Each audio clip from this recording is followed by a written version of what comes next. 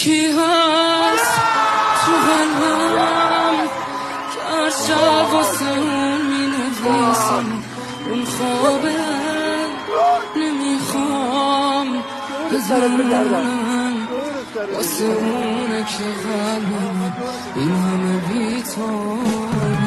برنده 300 میلیون تومان